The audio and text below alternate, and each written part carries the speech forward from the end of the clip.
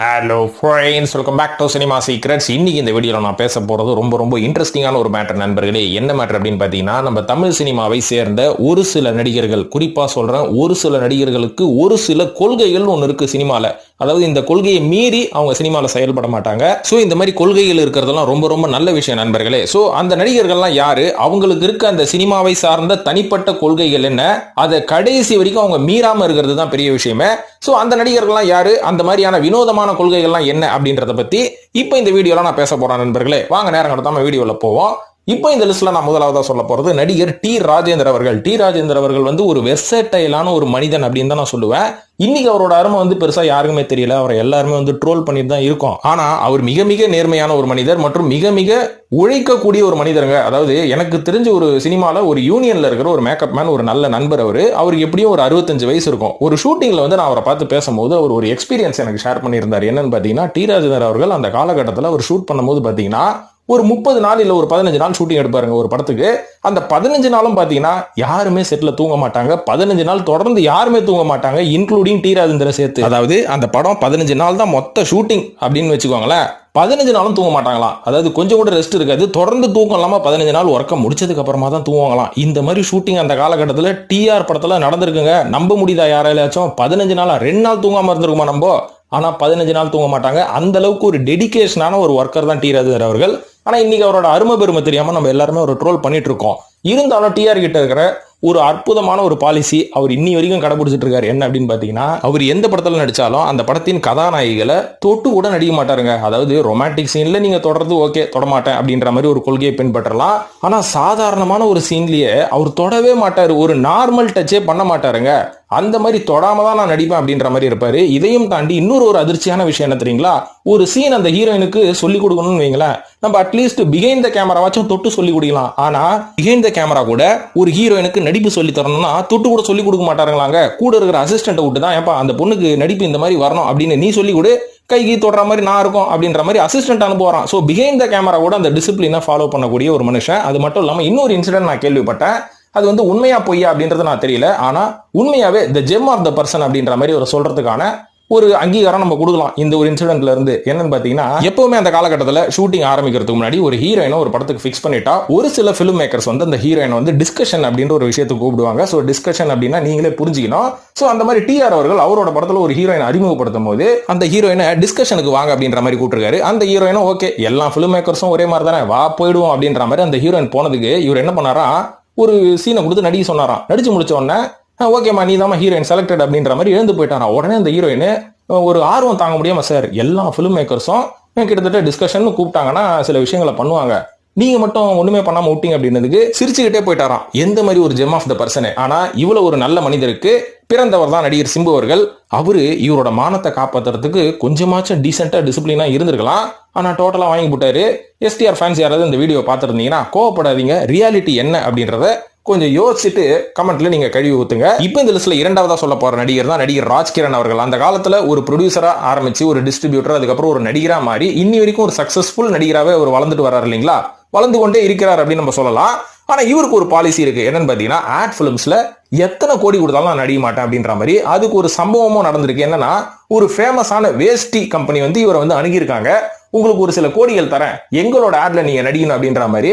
ஆனா நீங்க எவ்வளவு ஆடுக்கு எவ்வளவு காசு கொடுத்தாலும் நான் நடிக்க மாட்டேன் அப்படின்ற மாதிரி ஓப்பனாவே சொல்லிட்டாரா. இதுக்கு பின்னாடி என்ன காரணம் அவரை கேட்கும்போது அவர் என்ன சொல்லியிருக்காரு, எனக்கு நீங்க கோடிக்கணக்கில் காசை கொடுத்து அட்வர்டைஸ்மெண்ட் எடுத்தீங்கன்னா அந்த காசெல்லாம் கஸ்டமர்ஸ் கிட்ட தான் நீங்க வசூலிப்பீங்க. அதனால உங்ககிட்ட வேஷ்டி வாங்குற ஒரு சாமானியனை நான் என் வகையில கஷ்டப்படுத்த மாட்டேன் அப்படின்ற மாதிரி ஓப்பனா போட்டு உடைச்சனாலதான் இன்னி வரைக்கும் ராஜ்கிரண் அவர்கள் எந்த ஒரு அட்வர்டைஸ்மெண்ட்லயும் நடிக்கல. இதுவும் ஒரு சிறப்பான கொள்கை இல்லைங்களா?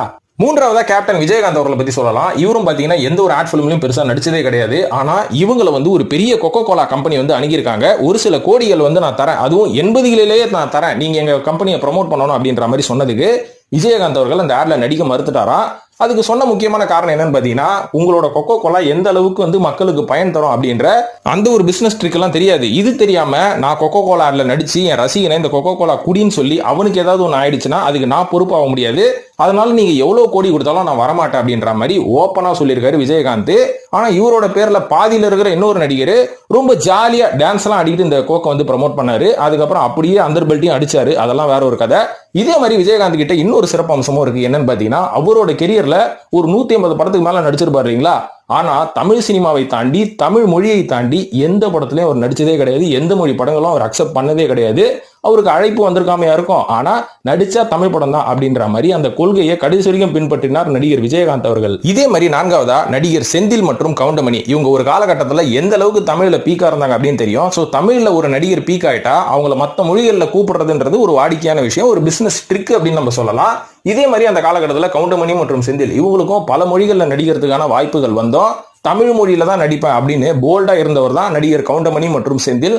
இது மட்டும் இல்லாம நம்ம கவுண்டமணி அவர்கள் கிட்ட இன்னொரு பாலிசியும் இருக்கு. என்னன்னா, ஒரு நடிகனா என்ன திரையில பார்த்துட்டு கொண்டாடிட்டு அப்படியே என்ன தியேட்டர்லயே மறந்துட்டு போயிடுங்க. அதை விட்டுட்டு என்ன ரோட்ல பார்த்தா என்ன தலைவான் கூப்பிடுறது, என் கூட போட்டோ எடுத்துக்கிறது, என்கிட்ட ஆட்டோகிராஃப் வாங்குறது, இந்த மாதிரி பழக்கத்தெல்லாம் வச்சுக்காதீங்க அப்படின்னு சொல்லி கவுண்டமணி அவர்கள் பீக்ல இருக்கும் போதே பண்ண வேலைங்க. எந்த ஒரு நடிகரா இருந்தாலும் பீக்ல இருக்கும்போது என்ன பண்ணுவாங்க, தன்னை தேடி ரசிகர்கள் வரணும், இதை வச்சு நம்ம இன்னும் என்னென்ன அரசியல் பண்ணலாம் அப்படின்னு தான் நினைப்பாங்க. ஆனா கவுண்டமணி அவர்கள் பீக்ல இருக்கும் போதே இந்த வார்த்தையை ஒரு ரசிகர்கிட்டையும் சொல்லுவாராம்.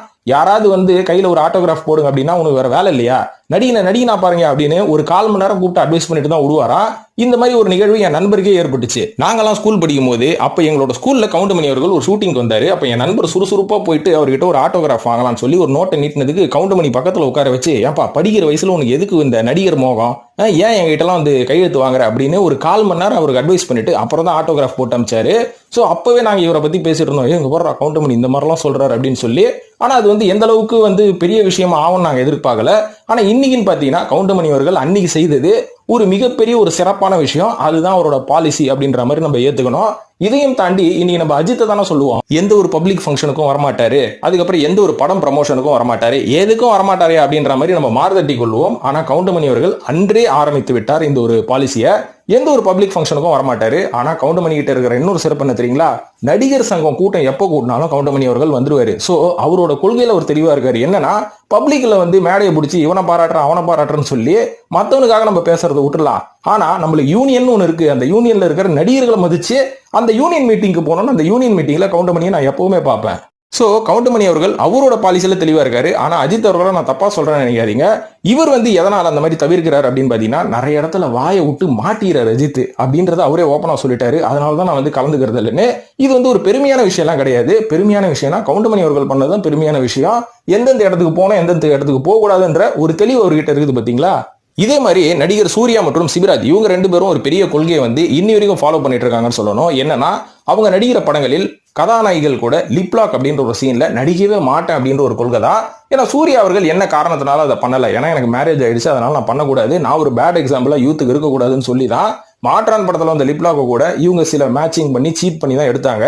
சிபிராஜ் அவர்கள் என்னதான் வந்து அந்த மாதிரி சீன்ஸ் கொடுத்தாலும் இந்த சீன்ஸ் எல்லாம் நான் நடிக்கும் போது என்னோட பையன் வந்து ஸ்கிரீன்ல என்ன பார்த்தானா அவனுக்கு ஒரு பேட் மோட்டிவேஷன் ஆயிடும் அப்படின்னு சொல்லி சிபிராஜும் தவிர்த்துட்டு வராராம். இதுவும் ஒரு நல்ல கொள்கை தான் இல்லைங்களா. அடுத்ததா 6வதா நம்ம மாதவன் அவர்களை பத்தி சொல்லலாம். மாதவன் அவர்களுக்கு ஒரு கொள்கை இருக்குங்க, சினிமாவை பொறுத்த வரைக்கும் ரொம்ப ஒரு ஜாலியான கொள்கைன்னு சொல்லலாம். முதல் கொள்கை என்ன அப்படின்னு பாத்தீங்கன்னா, அவர் ஒரு பேசிக்கலி ஒரு வெஜிடேரியன், ஒரு பிராமின் ஃபேமிலியை சேர்ந்தவர். அதனால படங்கள்ல வந்து காசுக்காக என்ன நான்வெஜ் சாப்பிடு அப்படின்னு கம்பல் பண்ணீங்கன்னா அப்படி ஒரு சீனை நான் நடிக்க மாட்டேன் அப்படின்னு அப்படி சொல்லுவாராம்.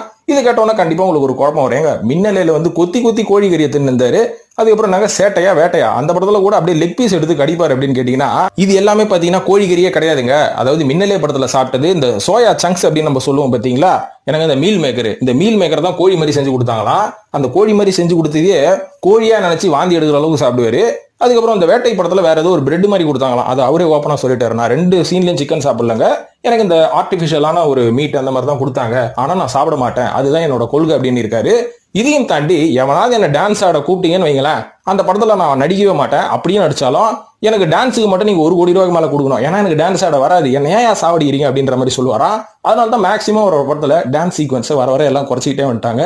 இதுவும் ஒரு வித்தியாசமான வினோதமான பாலிசி தான். இதே மாதிரி சிவகார்த்திகேயன் மற்றும் கார்த்தி இவங்க 2 பேரும் ஒரு கொள்கையை வந்து கடைசி வரைக்கும், அதாவது ஆரம்பத்துல இருந்து கடைசி வரைக்கும் அவங்க மெயின்டைன் பண்ணிட்டு இருக்காங்க. என்னன்னு பாத்தீங்கன்னா, இந்த புகைப்பிடிக்கும் பழக்கம், புகைப்பிடிக்கிற சீனை வந்து எந்த ஒரு படத்துலயும் வைக்கக்கூடாது, நாங்க எந்த படத்துலயும் நாங்க நடிக்க மாட்டோம், நாங்க நடிக்கிற படத்துல எங்களை தம்மடிக்க சொல்லாதீங்க போங்க அப்படின்ற மாதிரி ஓப்பனா சொல்லிடுவாங்களாம்.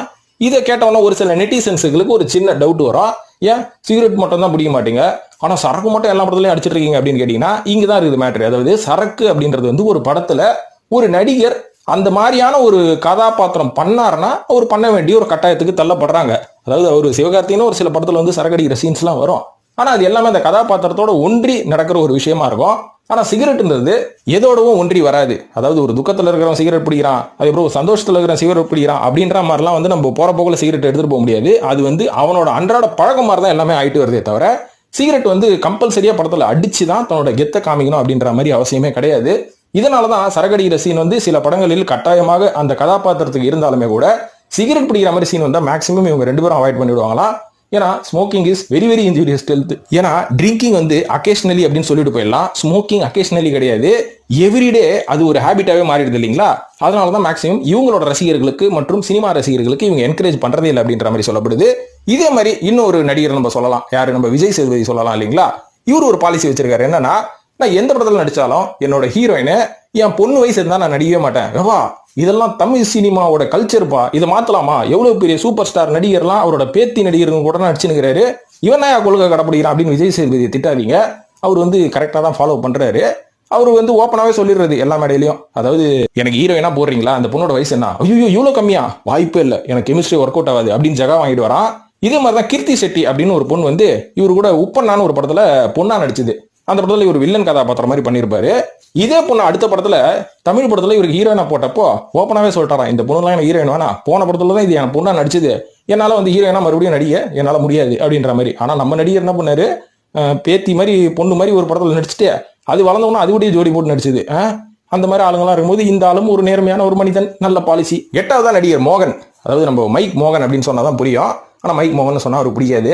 ஸோ மைக் மோகன்னா எதை பிடிச்சினுக்கிறாரு அப்படின்லாம் கேட்காதீங்க. ஸோ மோகன் அவர்களுக்கு ஒரு பாலிசி இருக்கு, என்னன்னா நடிச்சா ஹீரோ தாயா, வேற எந்த ரோலுக்கு என்ன கூப்பிடாதீங்க, நான் எவ்வளவு வயசானாலும் நான் ஹீரோ தான் நடிப்பேன், தயவு செய்து நான் சப்போர்ட்டிங் கேரக்டர்லாம் கூடாதீங்க அப்படின்னு சொல்லி கடைசியா அவர் நடித்த அந்த ஹரா வரைக்கும் அவர் ஹீரோவா தான் நடிச்சாரு. நீங்களே எடுத்து பாருங்களேன், அவர் வேற எந்த சப்போர்ட்டிங் கேரக்டரும் பண்ணிருக்க மாட்டாரு, எந்த படமா இருந்தாலும் ஹீரோ தான். ஸோ அப்படி ஒரு பாலிசியை அவர் மெயின்டைன் பண்ணிட்டு இருக்காரு. இருந்தாலும் கோர்ட்ல வில்லனா பண்றாராம அப்படின்ற மாதிரி என்ன கேட்டீங்கன்னா அதுக்கு ஒரு பதில் இருக்குது.